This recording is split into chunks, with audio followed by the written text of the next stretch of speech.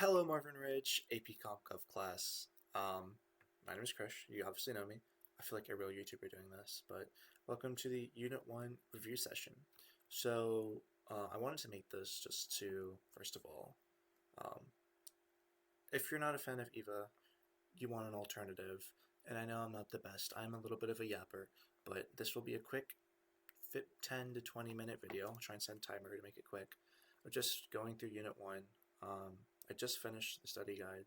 It's currently 4:50 a.m., but we will walk through this and hopefully I'll talk about all the major points, and it'll just be a quick way for you to review and you can just listen to this video and go through the study guide. Alright, so let's get started. Topic 1.1 talks about, it's just the introduction to comparative government. So a lot of the stuff you don't really need to know. It would be nice to know what empirical data is, and that's just definitive evidence. So the College Board lists a couple things that you need to know. HDI, GDP, blah, blah, blah, right? You can read through all those.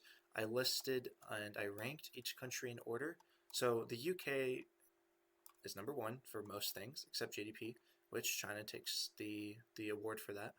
But yes, as a general measurement of social order or social progress, Nigeria is normally lacking. Same with economic development. But when it comes to political developments like transparency and journalism protection, that would be Nigeria and Iran, who are lacking, and the United Kingdom and Mexico, who are normally in the top 2. All right, moving on to the failed states index. Just imagine like your general failed states. Congo, Yemen, Syria, Iraq come to mind. I just have a map up there. I'm looking. It's the pretty bad states, right? So luckily, none of the COMCOV countries are on there. I think Nigeria is pretty close actually, but they didn't make the list. But just know what it is. Then we move on to the definitions. So this is where we get into the actual Gov stuff. So politics versus power. Like Ms. Richey said earlier in the year, politics can literally be me fighting for power over the classroom, or me fighting with Mr. Grant over the classroom, right? Politics happen in business, happen in school, happen everywhere. Politics, when applied to government, is politicians fighting for power over decision making. That's the idea that a party wants to implement their policy, so they struggle to get more seats in government, right? It's why wars are fought. That's politics. Politics over governing a territory. That's why wars are fought. Then they go into qualitative versus quantitative. I mean, if you're taking any math class, you know what that is. So, pretty self-explanatory. Right, now let's go to 1.2.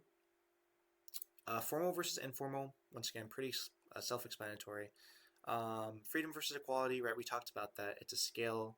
It's not binary. You fall on a scale. So, the United States is, a little bit more leaning towards freedom, whereas an Asian country might lean more towards equality.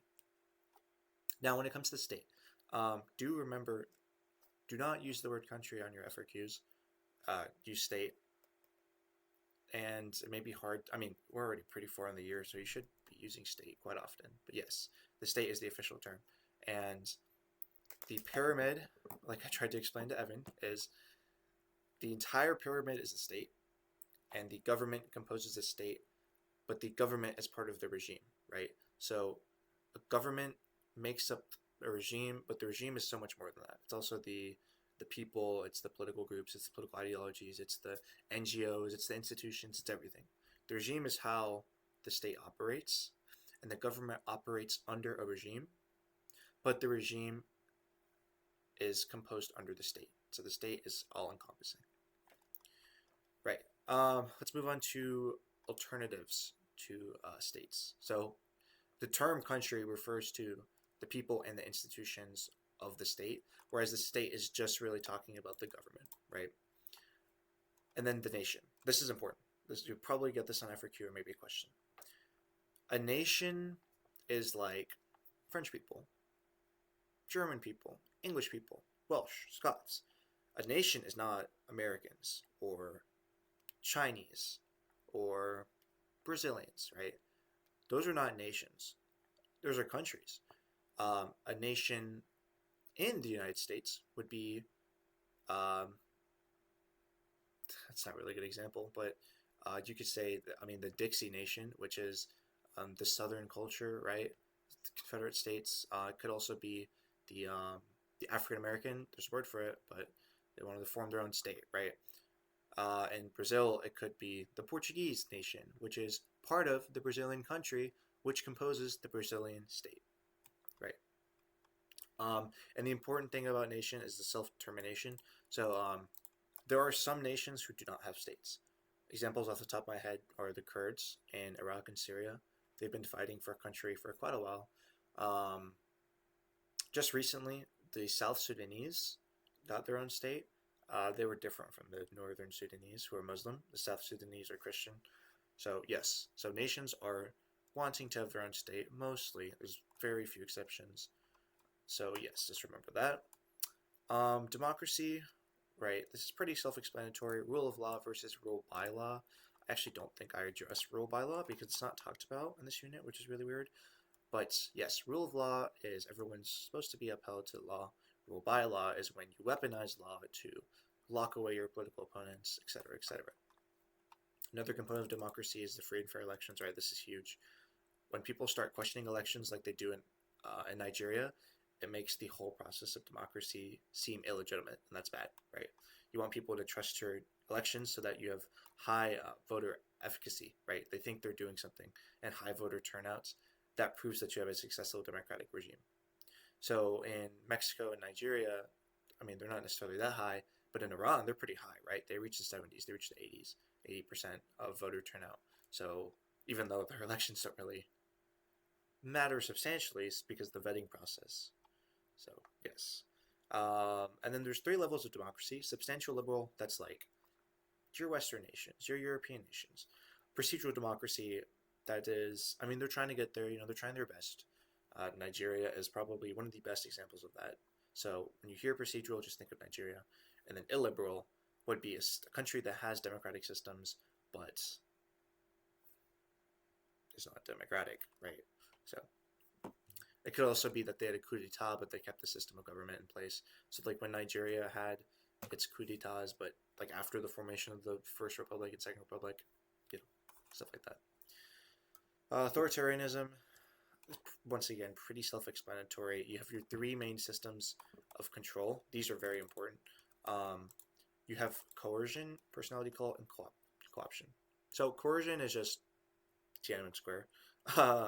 Personality cult is like Putin, Xi Jinping, your strong, energetic leaders. And then co-option is, or co-optation, sorry, I pronounced it wrong, is when you work with businesses or you work with people, you give them kickbacks and they support your government, right? It's basically like the snitches in the prison, they get to live in the fancy prison cells. You get my point. And then populism. This is not really, it's brought up in 1.3, but it's not really talked about that much. And this is all from Miss Richey's notes, by the way. But yes, populism is both a form of a democratic ideal and a authoritarian ideal. The reason why I grouped it with authoritarianism is because normally it's associated with authoritarianism, but that's not necessarily the case every time. Like the French Revolution was democratic populism. The American Revolution was democratic populism. But Hitler was authoritarian populism because the people did support the NSDAP. All right, 1.4, once again, talking about process of democratization. That's a tough word. So it's how countries become democratic. It's a long process, right? Over the past 30 to 50 years, we've seen countries in Africa and Asia slowly start to transition to democracy. But countries in Europe, most of them have been democracy since the 40s, right? Even before that, France became a democracy in 1792, and besides some slight gaps in between, it was relatively a stable democracy for a while. Right, and then they randomly get into electoral systems, but we don't talk about elections, which is really weird. They mention plurality, and they mention majority. You don't need to know that until 4. And then they talk about MMDs, right? We should know what those are. And then referendums versus initiatives. Okay, these are big. So referendums are when it's a state-sanctioned question. So an example of this is in Arizona right now. They are having a referendum on abortion. since they took or they brought back a 130-year-old law that bans abortion or something like that. So yes, the referendum is state sanctioned, but the initiative is like if there's like a factory that produces a really bad smell and like all the soccer moms in Marvin get together and they're like, we want to ban that factory. That's initiative, right? So the citizens go to the government asking for something to be done. And then civil rights versus civil liberties. I often get this confused, so I will explain it. But I think it's pretty self-explanatory. So civil liberties are what you grant to a population. They're like the Bill of Rights. Civil rights is like the 14th Amendment. You extend a civil right to a certain group of people, a protected class, so that they are able to enjoy the civil liberty. So for a while, only white males could own land in the United States, which is, I mean, yeah, it depends on state by state. But, okay, so slavery, right? So equality was a civil liberty granted by the United States Constitution to its citizens, but not everyone was equal.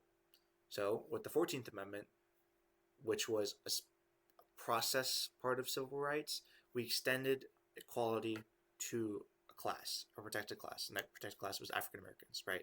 So civil rights is like extending a civil liberty, and civil liberties is like what you grant from the get-go. Okay. Okay, now topic 1.5. This is way over 10 minutes. Sorry. Okay.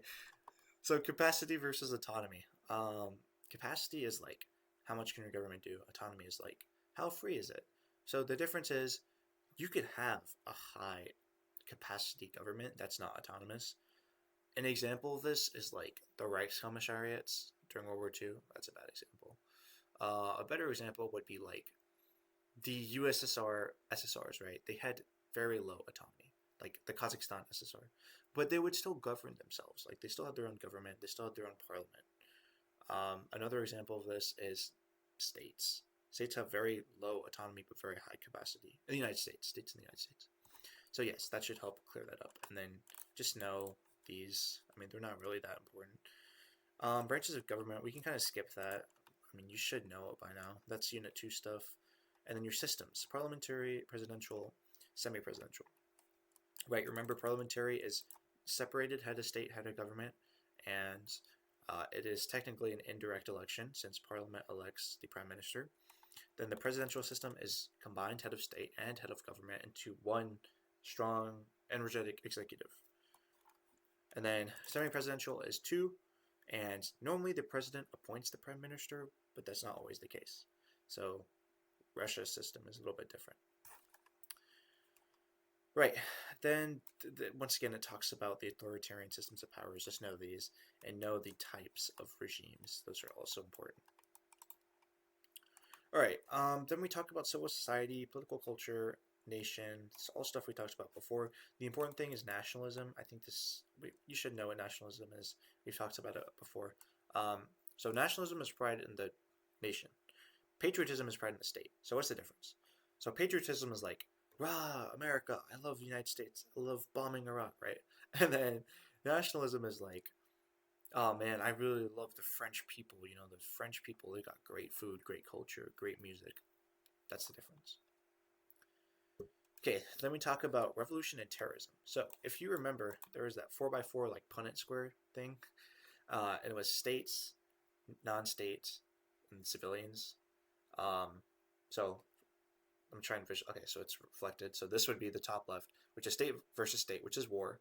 Then you move down, which is state to civilians. That's like war crimes, like, you know, killing civilians. Then up here you have guerrilla warfare, where it's non-state actors versus a state, like Vietnam, almost, not really. And then you have non-state actors against civilians, which is terrorism. Remember, terrorism is very rarely state sanctioned, but we don't really talk about that in this unit, which is weird because I remember Ms. Richey talking about it. But state sanctioned terrorism is irrelevant. It's only when it's non-state actors. A state cannot be terrorist. Afghanistan, even though it's ruled by the Taliban, is not a state-ruled terrorist state, right?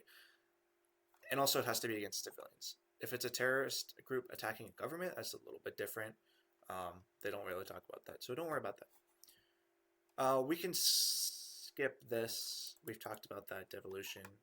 It's just giving power away to the central government. Legitimacy. Oh my god, you need to know this term. Political legitimacy. I've seen it so many times on FAQs, MCQs, all the review videos. I watched some EvoLand videos. Right, you need to know political legitimacy. Please, please, please know that term. And the 3 types, I mean, I don't think you need to know them specifically, but just know what each one means in case you do see it.